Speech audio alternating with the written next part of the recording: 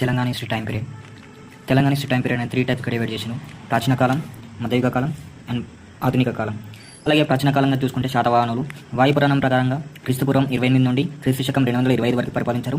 అలాగే మత్స్య పురాణం ప్రకారంగా క్రీస్తుపురం 225 నుండి క్రీస్తుశకం 225 వరకు పరిపాలించారు. వీళ్ళ తర్వాత శాతవాహనుల తర్వాత ఎవరు వచ్చినంటే ఇక్షకులు 75 సంవత్సరాలు పరిపాలించారు. క్రీస్తుశకం 225 నుండి 300 సంవత్సరాల వరకు పరిపాలించారు. అలాగే ఇక్షకుల తర్వాత విష్ణుకుడిగులు వచ్చారు. వాళ్ళు ఎన్ని సంవత్సరాలు రూల్ చేశారంటే క్రీస్తుశకం 4వ శతాబ్దం నుండి 6వ శతాబ్దం వరకు రూల్ చేశారు. ఇది ప్రాచీన కాలంలో శాతవాహనులు, ఇక్షకులు, విష్ణుకులు అనేది ఈ ప్రాచీన కాలంగా డివైడ్ చేశారు. అలాగే మధ్యయుగ కాలంలో చూసుకుంటే వేములవాడ చాళుక్యులు క్రీస్తుశకం 750 నుండి 973 వరకు రూల్ చేసిండు. అలాగే కాకతీయులు క్రీస్తుశకం 1000 నుండి 1323 వరకు రూల్ చేసిండు. ముస్నూరి వంశం, ముస్లిం నాయకులు క్రీస్తుశకం 1323 నుండి 1368 వరకు రూల్ చేసిండు. పద్మనాయకులు క్రీస్తుశకం 1325 నుండి 1475 వరకు రూల్ చేసిండు. రెడ్డి రాజ్యం క్రీస్తుశకం 1325 నుండి 1424 వరకు రూల్ చేసిండు. బహమనీ సుల్తాన్స్ ఎవరైతే ఉన్నారో వాళ్ళు క్రీస్తుశకం 1347 నుండి 1518 వరకు రూల్ చేసిండు. బహమనీ తర్వాత కుతుబ్ షాలు వచ్చిండు. కుతుబ్ షాలు క్రీస్తుశకం 1518 నుండి 1687 వరకు రూల్ చేసిండు. ఈ మధ్యయుగం వీళ్ళంతా రూల్ చేసిండు. వీళ్ళ తర్వాత లాస్ట్ ఆధునిక కాలం. ఈ దాంట్లో మొఘల్స్ క్రీస్తుశకం 1687 నుండి 1724 వరకు రూల్ చేసిండు. దీని తర్వాత నిజాం అసాబ్జాయిలు వచ్చిండు. క్రీస్తుశకం 1724 నుండి 1948 వరకు రూల్ చేసిండు. వీళ్ళే లాస్ట్ నిజాం ఎవరంటే మీర్ ఉస్మాన్ అలీ ఖాన్ 1948 సెప్టెంబర్ 17 వరకు రూల్ చేసిండు. సెప్టెంబర్ 17.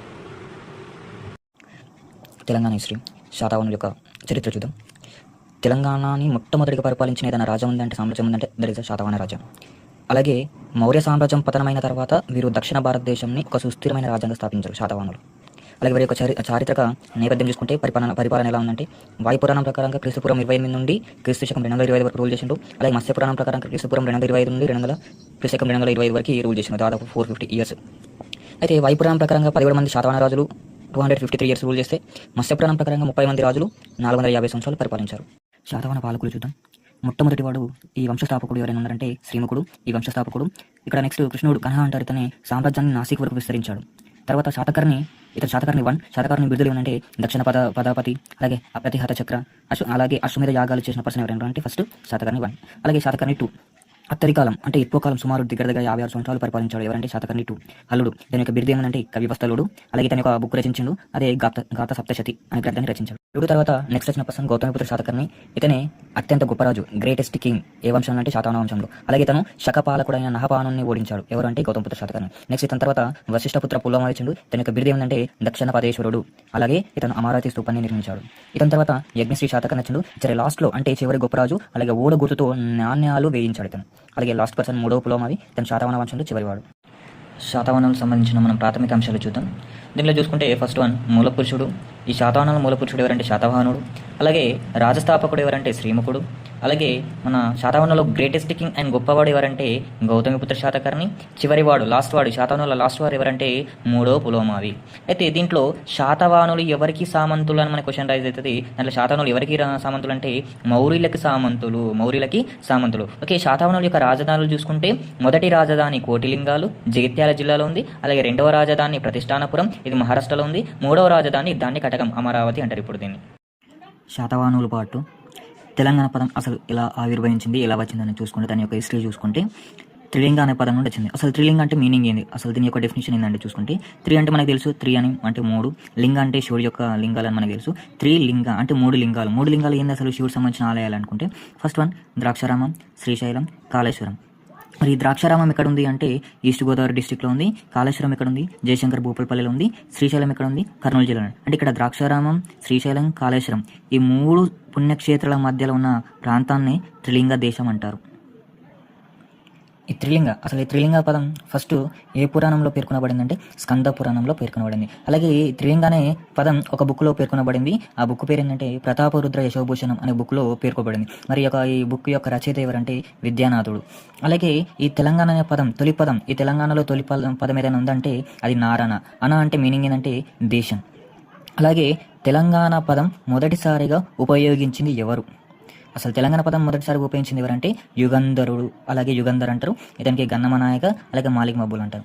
అలాగే చూడండి, విదేశీయుడైన టాలామీ రచించిన ది గైడ్ టు జియోగ్రఫీ అనే గ్రంథంలో గోదావరి నదిని తెల్లివాహన లేదా తేలివాహ అని పేర్కొన్నాడు. అసలు ఈ తైలంగులు ఈ తేలివాహన నది ఒడ్డున నివసించారనేసి పేర్కొన్నారు ఈ దాంట్లో. అలాగే వీరు తెలంగాణ నుండి మయన్మార్కి వలస వెళ్ళారనేసి ఆధారాలు ఉన్నాయి. అలాగే తెలంగాణ ప్రాంతాన్ని దక్షిణ పదం అంటారు. అసలు తెలంగాణ ప్రాంతం ఏమంటాం? దక్షిణ పదం. ఈ దక్షిణ పదం ఎక్కడ ఉంది? నర్మదా మరియు తుంగభద్ర నది ఏదైతే ఉందో దాని యొక్క ప్రాంతాన్ని దక్షిణ పదం అంటారు. ఇక్కడ చూడండి, ఇక్కడ నర్మదా రివర్ ఇక్కడ, తుంగభద్ర రివర్ ఇక్కడ ఉంది. వీటి మధ్య ఉన్న ప్రాంతాన్ని మనం ఏమంటున్నాం అంటే దక్షిణ పదం అంటున్నాం. అయితే ఇంకొకటి, ఢిల్లీ సుల్తాన్ల కాలం నుండి తెలంగాణ పదం పిలువబడేదనేసి ఎవరు పేర్కొన్నారంటే అమీర్ ఖుస్రో అన్నాడు. ఎవరు? అమీర్. తెలంగాణ అనే పదం కొన్ని శాసనాల్లో పేర్కొనబడింది. అది ఏంటంటే సంగారెడ్డిలోని తెల్లపూర్ శాసనంలో పేర్కొనబడింది. అలాగే ప్రతాపరుద్ర గణపతి వేసిన వెలిచర్ల శాసనంలో పేర్కొనబడింది. అలాగే శ్రీకృష్ణదేవరాయలు వేసిన తిరుమల అలాగే చిన్నకంచి శాసనంలో తెలంగాణ పదం అనేది పేర్కొనబడింది. ఈ శాసనాల్లో పేర్కొనబడింది. శాతవాహనులు పార్ట్ 3 చూద్దాం. ఒకసారి ఏమన్నా ఆంధ్రజాతి విభిన్న తెగలు. అసలు ఈ ఆంధ్రజాతి అనేది ఉంది మన దక్షిణ భారతదేశంలో. ఆ దాంట్లో ఎలాంటి తెగలు ఉన్నాయి ఒకసారి చూద్దాం. ఇక్కడ చూసుకుంటే పురాతన కాలంలో ఆంధ్ర అనేది ఒక ప్రాంతం పేరు కాదు, అదొక జాతి సమూహం. అదొక జాతి సమూహం అంట. అయితే ఎలాంటి జాతులు ఏమేమి ఒకసారి లైన్గా ఒకటి చూద్దాం. ఫస్ట్ వన్ ద్రావిడ జాతి. ఈ ద్రావిడ జాతి ఏంటంటే ఇది ఒక సంస్కృత పదం. ద్రావిడ అనేది ఒక సంస్కృత పదం. ఇది ఏ పదం నుండి వచ్చిందంటే దకౌత అనే పదం నుండి వచ్చిందంట. అసలు దకౌత అంటే మీనింగ్ ఏంది? పారిపోయిన వారు అనేసి మీనింగ్. అయితే వీళ్ళు ద్రావిడ జాతి మన ఆంధ్ర రాజ్యానికి వచ్చిందనక వీరు ఆర్యుల దండయాత్ర వల్ల సింధు పరివాహక ప్రాంతం నుండి ఆంధ్ర రాజ్యానికి వచ్చారనేసి అంటారు. అలాగే నెక్స్ట్ వన్ నాగజాతి. నాగజాతి వీళ్ళ నుండి వచ్చిండ్రు? గంగా యమున ప్రాంతం నుండి వచ్చారు. అసలు వీరు సర్పాలను మచ్చిక చేసుకోవడం వల్ల వీళ్ళకి నాగజాతి అని పేరు వచ్చిందంట. అలాగే వీరు ఎక్కడ స్థిరపడ్డారంటే వజ్రాలదిని అనే ప్లేస్లో స్థిరపడ్డారు. అసలు వజ్రాలదిని ప్రస్తుతం ఏంటంటే అమరావతి అంటే అక్కడ స్థిరపడ్డారంట. మరి వజ్రాలదినికి పరిపాలకుడు ఎవరు అంటే నాగాశోకుడు అనేసి చెప్తారు. అలాగే యక్షులకి ప్రజెంట్ ఏమని పిలుస్తున్నారంటే జక్కులు అని పిలుస్తారు. అలాగే వీరు ఎక్కడ నుండి వచ్చిండ్రు? టిబెట్ నుండి బట్టిప్రోలుకి వచ్చిందంట. ఎక్కడికి? టిబెట్ నుండి బట్టిప్రోలుకి వచ్చిండ్రు. మరి బట్టిప్రోలుని రూల్ చేసింది ఎవరు? కుబీరుకుడు అనేసి అంటారు. మరి కుబీరుకుడు అనే పర్సన్ ఇది ఒక శాసనం, స్తూప శాసనం చేసిండు. అది బట్టిప్రోలు స్తూప శాసనం అంటారు. ఇది దక్షిణ భారతదేశంలోనే మొదటి స్తూపం అంటారు. మరి ఇది దక్షిణ భారతదేశంలో మొదటి స్తూపం ఎక్కడ పేర్కొన్నారంటే మెగస్నిస్ రాసిన ఇండికా బుక్లో ఇవ్వబడింది. ఈ శాసనంలో అంటే బట్టిప్రోలు శాసనంలో నిగమ సభల గురించి ప్రస్తావించబడింది. మనకు బిట్ అడిగిండు ఆల్రెడీ గ్రూప్ 1 బిట్ అడిగిండు. నిగమ సభలు అంటే ఏంటి అంటే పట్టణ పరిపాలన గురించి పెట్టేదే నిగమ సభలు అనేసి ఇక్కడ ఇచ్చింది. అంటే ఇది బట్టిప్రోలు స్తూప శాసనంలో పేర్కొనబడింది. నిగమ సభల గురించి ఏ శాసనంలో పేర్కొనబడింది అంటే బట్టిప్రోలు స్తూప శాసనం. దీనిలో ఈ నిగమ సభలు అంటే మీనింగ్ అంటే పట్టణ పరిపాలన కోసం అనేసి గుర్తుంచుకోండి. నెక్స్ట్ ఎవరంటే శబరులు. వీరిని సవరులు అంటారు. మరి వీళ్ళు ఎక్కడ నుంచి వచ్చిందంటే నర్మదా నుండి వచ్చింది. ఎక్కడ నుంచి? నర్మదా నుండి. వీరి పేరు మీదనే శబరి నది వచ్చింది. ఇప్పుడు శబరులు అన్నాం కదా మనం. ఈ శబరులు ఎక్కడ నుంచి వచ్చిందంటే నర్మదా నది నుండి వచ్చింది. మరి వీరి పేరు మీదనే ఏమొచ్చిందన్న శబరి నది వచ్చింది. మరి దేనికి ఉపనది? ఇది గోదావరికి ఉపనది. నెక్స్ట్ ఆర్య ఆంధ్రులు. వీళ్ళ నుంచి వచ్చిన ఆక్సెస్ అంటే దానికి యక్ష నది నుండి వచ్చారు. అసలు ఆక్సెస్ నుండి ఇక్కడికి వచ్చిందంటే చూసుకుంటే వీరు వింధ్య మరియు యమున, వింధ్య రేంజెస్ ఏదైతే వింధ్య పర్వతాలు మరియు యమున నదుల మధ్య స్థిరపడ్డారు. వీళ్ళు ఎక్కడ స్థిరపడ్డారు? వింధ్య యమున మధ్య స్థిరపడ్డారు. దీనిని మనం ఏమంటున్నామంటే కరూరా దేశం అంటున్నాం. ఏమంటున్నాం? కరూరా దేశం. అయితే ఈ ఆర్య ఆంధ్రులని మనము వాయుపురాణం ప్రకారంగా అందేరులు అంటారంట. ఏ పురాణం ప్రకారంగా? వాయుపురాణం ప్రకారం వీరిని ఏమంటున్నాం? అందేరులు అంటారు. వీళ్ళు ఎక్కడ స్టే చేసిన అని చెప్పిన వింధ్య మరియు యమున ఏదైతే నది ఉందో వీటి మధ్య స్థిరపడ్డారు. దీన్ని మనం కరూరా దేశం అంటాం. ఏమంటున్నాం? కరూరా దేశం. అయితే ఈ కరూరా దేశంలో వీరి కాలంలోనే మిడతల దాడి జరగడం వల్ల వ్యవసాయం అంతా నాశనం అయిపోయింది. వ్యవసాయం అంతా నాశనం. ఈ కరూరా దేశంలో వ్యవసాయం నాశనం అయిపోయింది కదా. ఈ వ్యవసాయం నాశనం కాగానే మిడతల దాడి వల్ల వ్యవసాయం నాశనం కావడం వల్ల వీళ్ళు ఎక్కడికి వచ్చినట్ట? ఆంధ్ర దేశంలోకి ప్రవేశించారు అనేసి చెప్తారు. నెక్స్ట్ పుండ్రా పులింద ముతిబ. వీరు ఎక్కడ నుండి వచ్చినంటే వింధ్య పర్వతాల నుండి వచ్చిన. ఎక్కడ నుండి? వింధ్య పర్వతాల నుండి. అయితే నోట్ ఇక్కడ కొన్ని చూసుకుందాం. అసలు చెప్పుకునే ముందు ఆంధ్ర గురించి ప్రస్తావించిన కొన్ని ఏమున్నాయో చూద్దాం. ఫస్ట్ వన్, ఈ ఆంధ్ర గురించి ఫస్ట్ ప్రస్తావించిన బ్రాహ్మణం ఏదంటే ఐతరేయ బ్రాహ్మణ. ఇది ఐతరేయ బ్రాహ్మణ. ఏదైనా ఆంధ్ర గురించి ప్రస్తావించిన ఏదైనా వేదం ఉందంటే అది ఋగ్వేదం. మరి ఆంధ్ర గురించి ప్రస్తావించిన ఏదైనా బుక్ ఉందంటే విదేశ బుక్ ఉందంటే అది ఇండికా మెగసనిస్ రాసిన ఇండికా బుక్. మరి ఆంధ్ర గురించి ఏదైనా ప్రస్తావించిన శాసనం ఉందంటే అది అశోక శాసనం. నెక్స్ట్ ఎవరైనా చూసుకుంటే దరిద, అశక, మహిష. వీరు ఎక్కడ నుండి వచ్చినంటే దక్షిణ భారతదేశం నుంచి. వీరు ఎక్కడ నుండి వచ్చిండు? దక్షిణ భారతదేశం నుండి వచ్చిండు. అసలు దరిద అంటే మీనింగ్ ఏంటంటే రాయడం చదవడం వచ్చిన వాళ్ళు. అంటే వీరికి రాయడం వచ్చు చదవడం వచ్చు అనేసి మీనింగ్ అనమాట. ఈ దరిద్రులను ఆర్యులు పిశాచులు అనేవారు వీరి భాషని పైశాచిక భాష అని కూడా అంటారంట. ఇది మన దీనిని ప్రాచీన తెలుగు భాషగా పేర్కొన్నారు. ఎవరు పేర్కొన్నారంటే డీసీ సర్కార్ పేర్కొన్నాడు. ఎవరు? డీసీ సర్కార్. అలాగే ఆర్యుల వీళ్ళని పిలిచేవారంట. అలాగే నోటిక చూసుకుంటే గుణ్యడు. ఇతను పైశాచిక భాషలో బృహత్కథ అనే పుస్తకం రాసిండు. ఏ కథ? బృహత్కథ అనే పుస్తకం రాసిండు. అసలు ఈ గుణ్యడు ఎవరంటే తొలి లిఖిత కవి అంటారు. ఎవరు? తొలి లిఖిత కవి. శాతవాహనులు. ఈ దాంట్లో ముఖ్యమైన రాజులు రాజకీయ చరిత్ర గురించి తెలుసుకుందాం. శాతవాహన వంశంలో మొత్తం 30 మంది రాజులు ఉన్నట్లు మత్స్యపురాణం ప్రకారం తెలుస్తుంది. వారిలో ముఖ్యమైన వాళ్ళు అంటే ప్రముఖులు ఎవరెవరు ఉన్నారంటే శ్రీముఖుడు, మొదటి శాతకర్ణి, కుంతల శాతకర్ణి, అలాగే హల్లుడు. ఇంకా చూసుకుంటే గౌతమపుత్ర శాతకర్ణి, యజ్ఞశ్రీ శాతకర్ణి, మూడవ పులమారి. ప్రముఖులు మొదటి వాడు శ్రీముఖుడు క్రీస్తుపూర్వం 231 నుండి 208 వరకు పరిపాలించాడు. ఇతను ఎవరంటే శాతవాహన రాజస్థాపకుడు. అలాగే మొదట జైన మతాన్ని ఆ తర్వాత వైదిక మతాన్ని ఆదరించిన వాడు ఎవరైనా ఉన్నారంటే శ్రీముఖుడు. అలాగే ఇతను కోటిలింగాల వద్ద ఇతని నాణ్యాలు లభించాయనేసి మనకి చరిత్ర చెప్తుంది. రెండో పర్సన్ ఎవరంటే మొదటి శాతకర్ణి. అసలు ఈ శాతవాహనంలో ఫస్ట్ అంటే మొట్టమొదటి గొప్ప రాజు ఎవరైనారంటే గ్రేటెస్ట్ కింగ్ ఎవరైనారంటే మొదటి శాతకర్ణి. ఇతని భార్య దేవి నాగనిక ఏ శాసనం వేయించిందంటే నానగర్ శాసనం వేయించింది. అలాగే ఇతని యొక్క బిడ్డలు, ఇది ఇంపార్టెంట్, ఇతని యొక్క బిడ్డలు ఏమంటే దక్షిణ ప్రజాపతి అలాగే అభ్యర్థత చక్ర అనేసి ఈ రెండు బిడ్డలు ఇంపార్టెంట్, ఇతని బిడ్డలు ఉన్నాయి. అలాగే ఇతను 2 అశ్వమేధ యాగాలు అలాగే ఒక రాజసూయ యాగం చేసిన అనేసి హిస్టరీ చరిత్ర చెప్తుంది. అంటే యాగాలు కూడా చేసిన ఏదైనా సామ్రాజ్యం ఉందంటే దట్ ఇస్ శాతవాహన సామ్రాజ్యం అని చెప్పుకోవచ్చు. ప్రముఖుల్లో 3వ పర్సన్ అయిన కుంతల శాతకర్ణి. ఇతను 13వ వ్యక్తిగా పేర్కొంటారు.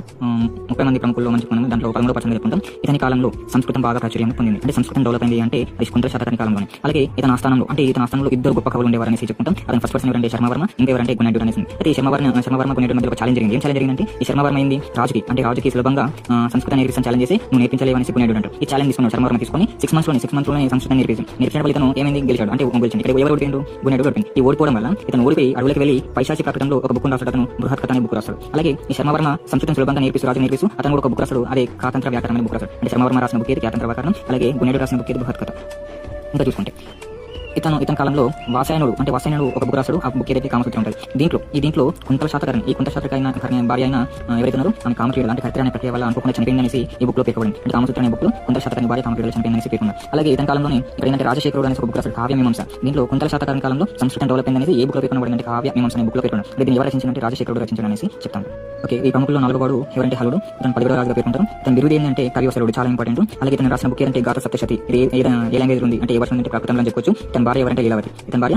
ఈ లీలావతి పరిణయం అనేసి ఇప్పుడు ఉంటుంది. ఈ లీలావతి పరిణయం ఏంటంటే ఈ హలుడికి లీలావతి పరిణయం జరిగిన వృత్తాంతం గురించి వివాహ వృత్తాంతం గురించి లీలావతి పరిణయం బుక్ ఉంది. మరి ఈ లీలావతి పరిణయం అనేసి ఎవరు రాశారంటే కుతూహలుడు.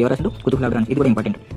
ప్రముఖుల్లో 5వ వాడిన పర్సన్ ఎవరంటే గౌతమిపుత్ర శాతకర్ణి. ఇతన్ని షార్ట్లో జీపీఎస్ అంటే గౌతమిపుత్ర శాతకర్ణి అనుకుంటారు. ఇతను 30 మందిలో 23వ వ్యక్తి. ఇతను ఎప్పటి నుంచి ఎక్కడ రూల్ చేసిన క్రీస్తు శకం 78 నుండి 102 వరకు రూల్ చేసిన. అలాగే శాతవాహనంలో అత్యంత గొప్పవాడు గ్రేటెస్ట్ కింగ్ అంటే మొత్తం శాతవాహనంలో గ్రేటెస్ట్ కింగ్ అంటే ఇతని గౌతమిపుత్ర శాతకర్ణి. ఇతను శకరాజు అయిన ఎవరు నహపానుని ఓడించి శాతవాహన వైభవాన్ని తిరిగి నెలకొల్పాడు. అంటే శకరాజుకి నహపాన్ని ఓడించి శాతవాహనం ఇంకా డెవలప్ చేసిన పర్సన్ ఎవరైనా గౌతమిపుత్ర శాతకర్ణి. ఇతని తల్లి పేరు ఎవరంటే గౌతమ్ బాలశ్రీ. ఈమె ఒక నాసిక్ శాసనం వేయించింది. అంటే ఈ నాసిక్ శాసనం ఏముంది జీపీఎస్ అంటే గౌతమిపుత్ర శాతకర్ణి యొక్క విజయాలు కానీ అసలు ఎలా ఓడించింది ఎలా అని చేసి అతని యొక్క విజయాలు ఏ శాసనంలో పేర్కొనబడిందంటే నాసిక్ శాసనం. ఈ నాసిక్ శాసనం ఎవరు వేయించారు? గౌతమి బాలశ్రీ వేయించారు. ఈ గౌతమ్ బాలశ్రీ ఎవరు? గౌతమిపుత్ర శాతకర్ణి యొక్క తల్లి అనమాట. ఇతని యొక్క బిరుదులు చూద్దాం. ఏక బ్రాహ్మణ అనే బిరుదుంది. అలాగే త్రిసముద్ర తోయ పితావాహన అనేది ఒక బిరుదుంది. అంటే త్రిసముద్ర తోయ పితావాహన అంటే మీనింగ్ ఏంది? 3 సముద్రాల నీరు తాగిన గుర్రాల కవాడు అనేసి దీని మీనింగ్. అలాగే 3వ బిరుదు ఏంటంటే క్షత్రియ దర్పమాన వర్ధన అంటే క్షత్రియుల్ని అంటే నాశనం చేసిన పర్సన్ ఎవరైనా ఉన్నారంటే ఎవరు? గౌతమిపుత్ర శాతకర్ణి. తల్లిపై భక్తి అంటే తల్లి పై భక్తి ఉండడం వల్ల తన పేరుని గౌతమి బాలశ్రీ తీసుకున్నాం. అంటే తల్లిపై భక్తి తల్లి పేరుని తన పేరుగా ముందు చేర్చాడు. ఇతని నుండి ఇది స్టార్ట్ అయింది అనేసి మనం చెప్తాం.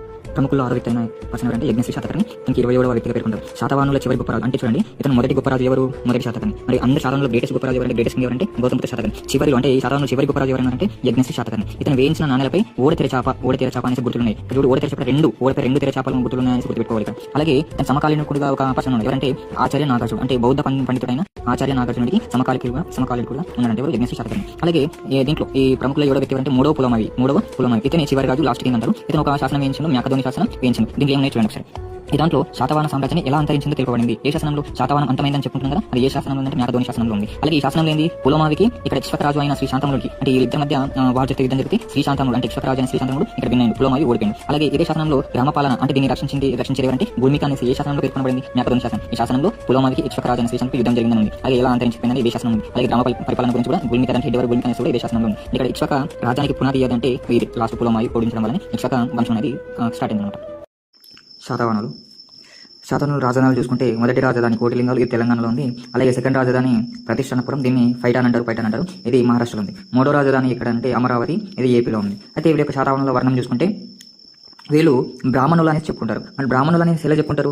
నాసిక్ శాసనం ప్రకారంగా చెప్పుకుంటారు. మరి నాసిక్ శాసనం వేయించింది ఎవరు? గౌతమి బాలశ్రీ. అంటే నాసిక్ శాసనంలో ప్రకారంగా దీనిలో బ్రాహ్మణులం అని పేర్కొన్నారు. ఎవరు పేర్కొన్నారంటే వాళ్ళు మేము బ్రాహ్మణులం అనేసి పేర్కొన్నారంట. అయితే వీళ్ళు ఇంకా బ్రాహ్మణులని ఎలా చెప్పగలుగుతాం అంటే తమని తాము ఏక బ్రాహ్మణ అనేసి వాళ్ళు అనుకున్నారు కాబట్టి వాళ్ళు బ్రాహ్మణులు అనేసి తెలియజేస్తుంది. అలాగే వీరికి క్షత్రియులు కాదని సరే చెప్తున్నాం. జీపీఎస్ అంటే గౌతమిపుత్ర శాతకర్ణి యొక్క బిరుదేంది? క్షత్రియ దర్పమాన అంటే క్షత్రియులను అంతం చేసిన వాడు, నాశనం చేసిన వాడు ఎవరు అనేసి జీపీఎస్ అంటే గౌతమిపుత్ర శాతకర్ణి. అంటే క్షత్రియులను చంపేసిన అంటే వీళ్ళు క్షత్రియులు కాదనేసి మీనింగ్ అనమాట. అలాగే వీరు ఈయన జాతి వారు ఎలా చెప్తున్నాం అంటే పురాణాల ప్రకారంగా ఏ పురాణం? మత్స్య పురాణం, వాయు పురాణం, విష్ణు పురాణం, భగవతి పురాణం ప్రకారంగా వీళ్ళు ఈయన జాతి వారు అనేసి పేర్కొంటారు. అలాగే మిశ్రమ కులాలకు చెందిన వారు అనేసి చెప్పుకుంటున్నారు. మరి ఎలా చెప్తున్నారు అంటే జైన గ్రంథాల ప్రకారంగా ఇది మిశ్రమ కులాలకు చెందిన వారు అనేసి తెలియజేస్తుంది. అయితే ఇక్కడ నిమ్న కులం అంటే ఎవరు? మేల్ అని, అగ్రకులం అనేసి ఫీమేల్ అనేసి చెప్పుకోవచ్చు. శాతవాహనుల కాలంలో కొన్ని నాణ్యాలు దొరికినాయి కదా, అవి ఎక్కడ దొరికినాయి అంటే కోటిలింగాల దగ్గర, కొండపూడి దగ్గర దొరికినాయని చెప్పుకోవచ్చు. అయితే ఈ కోటిలింగాల, కొండపూడి దగ్గర నాణ్యాలు ఎలాంటి టైప్స్గా ఉన్నాయంటే సీసా నాణ్యాలు అంటారు. ఇవి ఎక్కువగా ముద్రించారంట ఈ శాతవాహనుల కాలంలో. అలాగే పోటీన్ నాణ్యాలు ఇది దేంతో తయారు చేశారంటే రాగి, తగరం, సీసంతో తయారు చేసిన దాన్ని పోటీన్ నాణ్యాలు అనేసి చెప్పుకోవచ్చు. ఇక్కడ వెండి నాణ్యాలు అంటే దీనిని మనం కర్షపణాలు అంటారు. ఎగ్జామ్ పాయింట్ ఆఫ్ వ్యూలో కర్షపణాలు అంటే ఏంది అనేసి మనకు అడుగుతారు క్వశ్చన్, దాన్ని వెండి నాణ్యాలు అంటారు. అలాగే ఈ నాణ్యాలపై గుర్తులు మనం చూసుకుంటే ఒకటి ఇక్కడ ఎద్దు గుర్తు, అలాగే ఎలిఫెంట్ అంటే ఏనుగు, లయన్ అంటే సింహం, ఆస్ అంటే గుర్రం. అంటే ఎద్దు, ఏనుగు, సింహం, గుర్రం బొమ్మలు కూడా ఆ నాణ్యాలపై కనబడాయంట. అలాగే ఉజ్జాయిని పట్టణం అనేది ఒక గుర్తు కనబడదంటే దానిపైన, స్వస్తిక్ అనే గుర్తు కూడా దానిపైన కనబడదంట, త్రిరత్నాలకు సంబంధించిన గుర్తు కూడా దానిపైన కనబడదంట, ఓడ కూడా సంబంధించిన గుర్తు కనబడదంట. ఈ నాణ్యాలపై అంటే ఈ కొట్టిలింగాలు, కొండపూడి దగ్గర దొరికిన నాణ్యాలపై ఈ గుర్తులు కనబడ్డాయి అనేసి చెప్పుకోవచ్చు. అసలు సమాజం అంటే శాతవాహనుల కాలంలో సమాజం ఎలా ఉందనేసుకొని చూసుకుంటే ఈ శాతవాహనుల కాలంలో చతుర్వర్ణం ఉంది అనేసి చెప్పుకోవచ్చు. ఇది ఇంపార్టెంట్. అలాగే ఈ శాతవాహనుల కాలంలో ఉమ్మడి కుటుంబం వ్యవస్థ కూడా ఉంది అనేసి అంటారు. ఎలా ఎగ్జాంపుల్ మనకి ఎలా తెలుస్తుంది, దిమిక అనే ఒక పూర్ణ కుంభం ఉందంట. ఆ పూర్ణ కుంభం దేనికి సింబల్ అంటే జాయింట్ ఫ్యామిలీకి సింబల్ అనేసి చెప్పుకోవచ్చు. అంటే ఇక్కడ చతుర్వర్ణం అనేసి ఉంది అని, అలాగే ఉమ్మడి కుటుంబం కూడా ఉంది అనేసి చెప్పుకోవచ్చు. అయితే ఈ సమాజంలో శాతవాహనుల కాలంలో అసలు స్త్రీ స్థానం ఉందా లేదా అనేసి చెప్పుకుంటే స్త్రీ స్థానం ఉంది. ఏ విధంగా ఉంది, ఎగ్జాంపుల్గా స్త్రీలు పరిపాలనలో పాల్గొన్నారు, నాగరిక బాలిశ్రీ అని చెప్పుకోవచ్చు. అలాగే మత స్వేచ్ఛ ఉంది, అలాగే ఆస్తి హక్కు ఉంది మహిళలకి. చూడండి స్త్రీల స్థానం ఏ విధంగా ఉంది. అలాగే భర్తలతో కలిసి భార్యలు యజ్ఞయాగాల్లో కూడా పాల్గొన్నారు, అలాగే వ్యవసాయ కార్యకలాపాల్లో కూడా పాల్గొన్నారు, అలాగే భర్త హోదా భార్యలు తీసుకున్నారు. ఏ విధంగా భోజికి అనేసి చూడండి స్త్రీలకి ఎన్ని రకాలుగా అక్కడ స్త్రీ స్థానం ఉంది చూడండి. అలాగే ఈ శాతవాహనుల కాలంలో బానిసత్వం, స్లేవ్ కూడా ఉంది, బానిసత్వం కూడా ఉంది. అలాగే శాతవాహనుల కాలంలో సతీ సహగమనం కూడా ఉంది అనేసి తెలుసుకోవచ్చు. ఇవి చాలా చాలా ఇంపార్టెంట్. అంటే శాతవాహనుల కాలంలో ఏది ఉందని అడుగుతున్నాం. బానిసత్వం ఉంది, సతీ సహగమనం ఉంది, అలాగే చతుర్వర్ణం ఉంది, ఉమ్మడి కుటుంబ వ్యవస్థ కూడా ఉంది, స్త్రీకి స్థానం ఉందా లేదని అడిగిన, ఇది కూడా ఇంపార్టెంట్. అలాగే స్త్రీలకు ఆస్తికి ఉందా లేదని అడిగిన, అంటే చాలా ఇంపార్టెంట్. ఈ సమాజం అంటే శాతవాహనుల కాలంలో సమాజం ఎలా ఉంది, స్త్రీ స్థానం ఎలా ఉంది అనేసి చాలా టైమ్స్ బిట్ అడిగిండు. అలాగే శాతవాహనుల కాలంలో ఆర్థికంగా వీళ్ళు ఎలా ఉన్నారని చూసుకుంటే వీళ్ళ ప్రథమ రంగం వ్యవసాయం. అంటే వీళ్ళకి ఎక్కువ అసలు దేని నుండి ఎక్కువ ఆదాయం వచ్చేదంటే ప్రధానంగా వ్యవసాయం ద్వారా వీళ్ళకి వచ్చేది, అది ప్రథమ రంగంగా చెప్పుకున్నారు. అయితే ఈ వ్యవసాయంలో ఎన్నో అంటే ట్యాక్స్ ఏ విధంగా ఎంత ఉంది అంటే 1/6 చాలా ఇంపార్టెంట్. 1/6 వంతు పన్ను ట్యాక్స్ ఉందంట. దీనే మనం ఏమంటాం, బాగా లేదా దెయ్యమేయ అంటాం. ఇక్కడ ఇది ఒకటి ఇంపార్టెంట్. మరి కరపన్ను కూడా అంటారు. కరపన్ను అంటే ఏంది, కూరగాయలపై వేసే పన్నుని కరపన్ను అంటారు. ఇది ఇంపార్టెంట్ బిట్. అలాగే కురకర అంటే ఏంది, చేతి వృత్తులపై వేసే పన్నును కురకర అంటారంట. అలాగే శుల్క అంటే ఏంది, నీటిపై వేసే పన్నును శుల్క పన్ను అంటారంట. శాతవాహనుల కాలంలో రాజు దగ్గర ఉన్న అధికారులు ఎలా ఉన్నారో చూద్దాం. రజగాహకుడు అంటే సర్వే చేసేతను, పన్ను నిర్వహించేవాడు, పన్ను వసూలు చేసేవారను రజగాహకుడు అంటారు. ఇరానికుడు అంటే మీనింగ్ ఏంటంటే కోశాధికారి, అంటే ధన రూపంలో వసూలు చేసేవారని ఏమంటారు, ఇరానికుడు అంటారు. బాండారికుడు అంటే ధాన్య రూపంలో వసూలు చేసేవారిని బాండారికుడు అంటారు. ప్రతిహారులు కోట రక్షకులు అంటారు వీళ్ళకి. ఇంకా పరిణవారాలంటే గూఢచారులు, రాజు యొక్క అంతరాంగిక సైనిక దళం అన్నమాట. అలాగే స్కందవారాలంటే పట్టణంలో తాత్కాలిక సైనిక శిబిరాలు ఏర్పాటు చేసేవాళ్ళు ఎవరు, స్కందవారాలు. కటకం అంటే శాశ్వత సైనిక శిబిరాలు. నెక్స్ట్ నిబంధనకారులు అంటే రెవెన్యూ రికార్డ్స్ రాసేవారిని నిబంధనకారులు అంటారు. అలాగే దూత అంటే రాయబారి. మహాహార్యక అంటే ఏంది, న్యాయమూర్తి. ఇది ఇంపార్టెంట్, చాలా ఇంపార్టెంట్. నెక్స్ట్ మహాకార్యక, ఇదేమో మహాహార్యక న్యాయమూర్తి, ఇది మహాకార్యక అంటే గ్రామంలో సమస్యలు పరిష్కరించే ప్రభుత్వ అధికారి అన్నమాట. గ్రామంలో ఏమైనా ప్రాబ్లమ్స్ ఉంటే దాన్ని సాల్వ్ చేసే పర్సన్ ఏమంటారు, మహాకార్యక అంటారు. మహాధార్మిక అంటే ఏంది, మతపరమైన విభేదాలు పరిష్కారం. అంటే మన మతాలకు సంబంధించిన ప్రాబ్లమ్స్ వస్తే దాన్ని సాల్వ్ చేసే పర్సన్ ఏమంటారు, మహాధార్మిక అంటారు. రాజవిజ అంటే ఆస్థాన వైద్యుడు, అంటే రాజు దగ్గర ఉండే వైద్యుడు, డాక్టర్ లాగా అనమాట, అతన్ని రాజవిజ అంటారు. అది ఇక్కడ చూసుకుంటే కరవేలుడు అతను వేసిన శాసనం హాతిగుంప శాసనం. దీంట్లో ఏమందంటే యువరాజు రాజు అవ్వడానికి అన్ని రకాల విద్యలు నేర్చుకున్నాడని దీంట్లో ఉంది. అదే దీంట్లో ఏమందంటే ఈ శాసనంలో సైనిక పరిపాలన గురించి ఉందని. ఇది ఇంపార్టెంట్. అంటే ఏ శాసనంలో సైనిక పరిపాలన గురించి ఉంది అంటే హాతిగుంప శాసనంలో. మరి ఇది ఎవరు వేయించిందంటే కరవేలుడు వేయించింది. శాతవాహన కాలంలో పరిపాలన ఎలా ఉందో చూద్దాం. శాతవాహనులు రాజాని ఆహారాలు అనే రాష్ట్రాలుగా, ఆహారాల తర్వాత పరిపాలన విభాగం గ్రామంగా వీరి పాలనలో ఉందంట. అయితే పాలన విభాగం ఎలా ఉంది, అలాగే అధిపతి ఎలా ఉందో చూద్దాం. అయితే సామ్రాజ్యం, రాజ్యం అంటే హెడ్ ఎవరు, అధిపతి ఎవరు, రాజు. ఆహారానికి రాష్ట్రం అనమాట. ఆహారానికి హెడ్ ఎవరు, అమాత్యుడు లేదా కుమారమాత్య అని అంటారు. విషయానికి అధిపతి ఎవరు, విషయాధిపతి. గ్రామానికి అధిపతి ఎవరు, గ్రామిక లేదా గోపిక లేదా గామిక అని అంటారంట. శాతవాహనుల కాలంలో వృత్తులు అష్టాదశ అంటే 18 వృత్తులు ఉండే శాతవాహనుల కాలంలో. దానికంటే ధాన్యవర్తకుడు అన్నమాట. అలాగే దశక అంటే మత్స్యకారుడు. ఉదయాంత్రికులు అంటే వ్యవసాయ పనిముట్లు తయారు చేసేవాళ్ళని ఉదయాంత్రికులు అంటారు. గంధిక అంటే సుగంధాలు తయారు చేసేవాళ్ళని. అలాగే హాలక అంటే రైతు, మీకు తెలిసిందే. అలాగే కొలిక అంటే నేత పనివాడు. కమర అంటే ఇనుము పని చేసేవాళ్ళని కమర అంటారు. కస్సాగర అంటే రాగి ఇత్తడి పని చేసేవాళ్ళని కస్సాగర అంటారు. అలాగే కుమ్మరి లేదా కులరిక అంటే కుండలు తయారు చేసేవాళ్ళని ఏమంటారు, కుమ్మరి లేదా కులరిక. మాలకర అంటే పూల దండలు తయారు చేసేవాళ్ళని మాలకర అంటారు. అలాగే మణికర అంటే నగలు తయారు చేసేవాళ్ళని మణికర అంటారు. మెదుగ అంటే మెరుగు పాలిష్ చేసేవాళ్ళని ఏమంటారు, మెదుగ అంటారు. అలాగే శిలవదిక అంటే శిలలు చెక్కేవాళ్ళని ఏమంటారు, శిలవదిక అంటారు. సౌందీకర అంటే కళ్ళు గీత కార్మికుడు, ఇది ఇంపార్టెంట్. సౌందీకర అంటే కళ్ళు గీత కార్మికుడు అనేసి మీనింగ్. తిలపిసక అంటే గనుగ తీసేవారు, అంటే నూనె తీసేవారని ఏమంటారు, తిలపిసక అంటారు. వదిగ అంటే వడ్రంగి. నెక్స్ట్ వత్సకర అంటే బుట్టలు తయారు చేసేవాళ్ళని ఏమంటారు, వత్సకర అంటారు. వేజ అంటే వైద్యుడు. దీంట్లో 18 మంది వృత్తులు ఉన్నారు. ఏ ఎవరి కాలంలో అంటే శాతవాహన కాలంలో అష్టాదశ వృత్తులు ఉన్నారనేసి మనం గుర్తుపెట్టుకోవాలి. దీంట్లో ఇంపార్టెంట్ ఏంటంటే వదిగా అంటే వడ్రంగి, ఇది ఒకసారి బిట్ వచ్చింది. వేజ్ అంటే వేదు, ఇది కూడా బిట్ వచ్చింది. మన కూలిక అంటే నేత పనివాడు, ఇది కూడా ఒకసారి బిట్ వచ్చింది. దీనిలో కొన్ని చూసుకుంటే చాలా ఇంపార్టెంట్. దీనికి ఏదైనా ఒక బిట్ అడుగుతున్నాడు.